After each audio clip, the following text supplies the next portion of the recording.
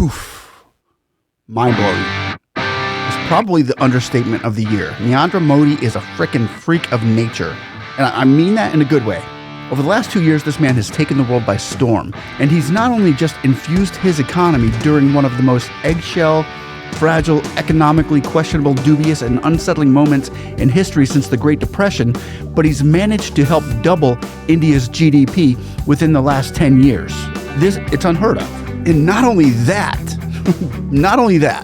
but when you think about all of the wars and turmoil going on while he's doing this, he's displaying what it's like to be a country first. It's crazy. He doesn't pick a team, whether it's Russia or Ukraine. He met with both leaders within 2-week period. In Kyiv, Ukraine 1 week and in Moscow the next. Because to him, it's not about them. It's about India. It's about what he can do to benefit the people that he serves. And his unorthodox tactics are paying off in spades. You've got to see this to the end. I'm telling you, you've got to see this till the end to get a fragment of the idea of what to expect from great leadership. Take nothing less, and if you get half of this man, you're probably going to be a very content, satisfied, happy, go lucky nation. So everybody, if you would please just like, subscribe, and click that notification button if you feel led. Grab yourselves a drink, and you'll see what I'm talking about.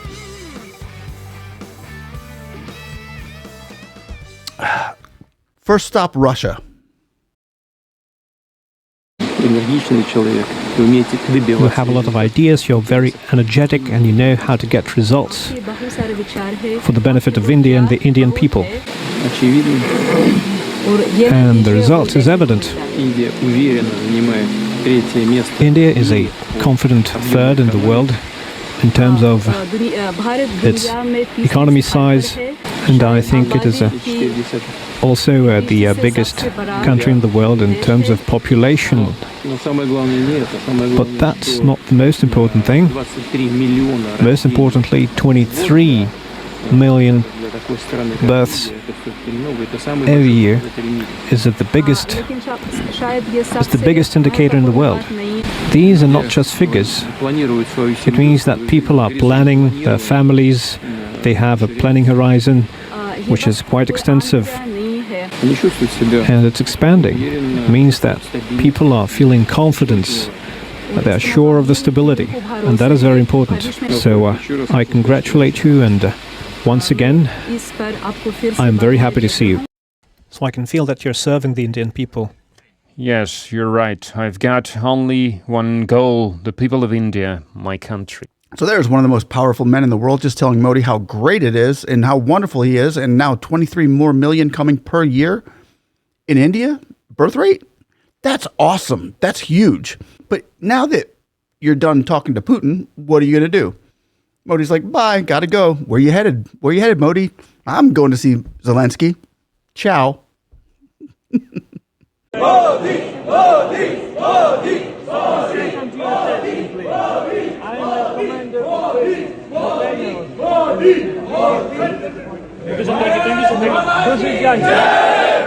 So Modi is praised by Putin. He's praised by Ukraine. Then it's like Modi leaves Ukraine. Hey, where are you going? Then Modi says, I think I'll head over to see President Trump. Later, skater. And he's a very smart man and a great friend of mine, actually.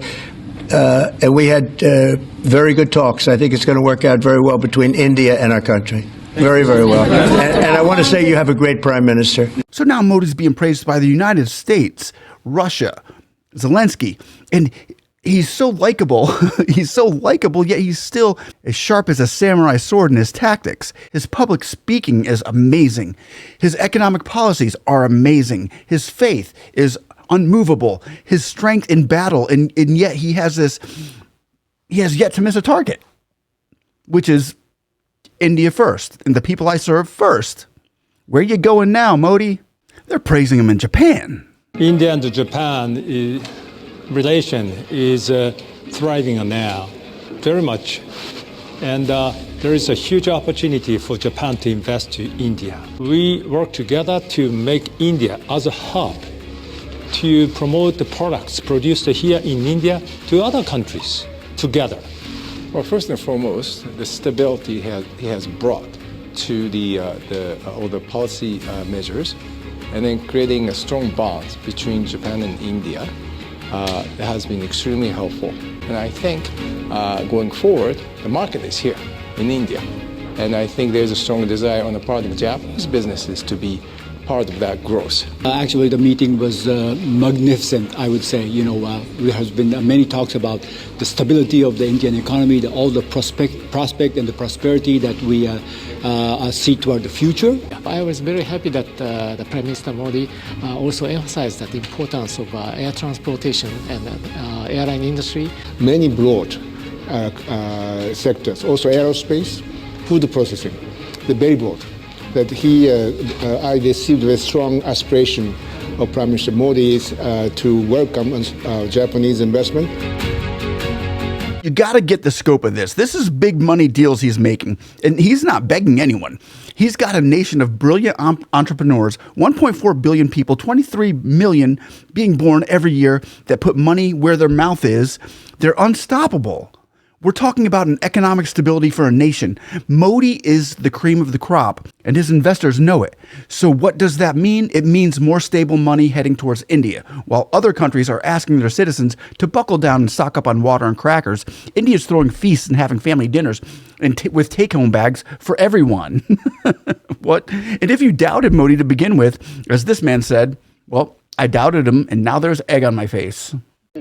Are you glad that India took the position it did? I mean, it carried on buying Russian oil and gas, for example. Yes, I'm still wiping the egg off my face because I was the one person in the parliamentary debate who actually criticized the Indian position at the time, back in February 22, on the well-worn grounds that Espen will understand, because he and I talked about all this in my UN days, that there was a violation of the UN Charter, that there had been a violation of the principle of the inviolability of borders, of the sovereignty of a member state, namely Ukraine, and we had always stood for the inadmissibility of the use of force to settle international disputes, and all of those principles, I said, had been violated by one party, and we should have condemned it. Well, a couple of years later, 3 years later, it does look like I'm the one with egg on my face, because clearly the policy has meant that India has actually a prime minister who can hug both the president of Ukraine and the president of Moscow 2 weeks apart and be accepted in both places. And therefore, India is in a position where it can make a difference to a lasting peace, if it was so required, in ways that very few countries would be able to.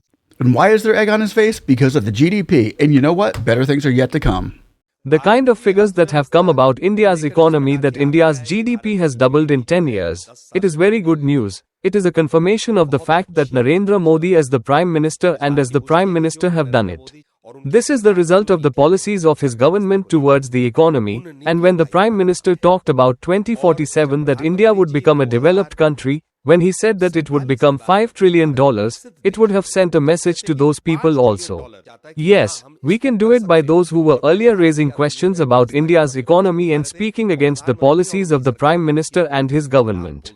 Going from $2.21 trillion to $4.4 trillion in 10 years is also a belief that when the Prime Minister says that the economy of $5 trillion will be achieved quickly, it seems possible now in a few years. And as the pale-faced Westerners try to attack this man on human rights, here's the response they get. This guy's a beast. Now. Those were our opponents. And the independent reports that have already been published into what has happened. They have no right to talk about the internal matter of any government. I'm very, very clear in my mind. If they have done wrong. Some would say it is a human right. There is a general international interest. interest. Don't try to preach us the human rights. We know what the human rights are. You Britishers should not preach us the human rights. I'm telling you, this guy's a beast. He's frickin' blowing up the status quo in globalism and politics as they once were. And what a breath of fresh air he is for the world right now. Thank you, Modi. But that's just what I think. I mean, let me know what you think about Modi, as I certainly didn't hold back my views on him, because after my staff did their homework on this man, it seems like this is the most influential and most powerful leader walking the planet right now. And I want to thank you all for watching. We're so grateful that you shared part of your day with us. So we send our blessings to you and our prayers to you all. And if you feel led, once again, please like, share, and subscribe, and we can continue this great journey of learning together. God is good. And we'll see you all in the next one. One love. Bye-bye.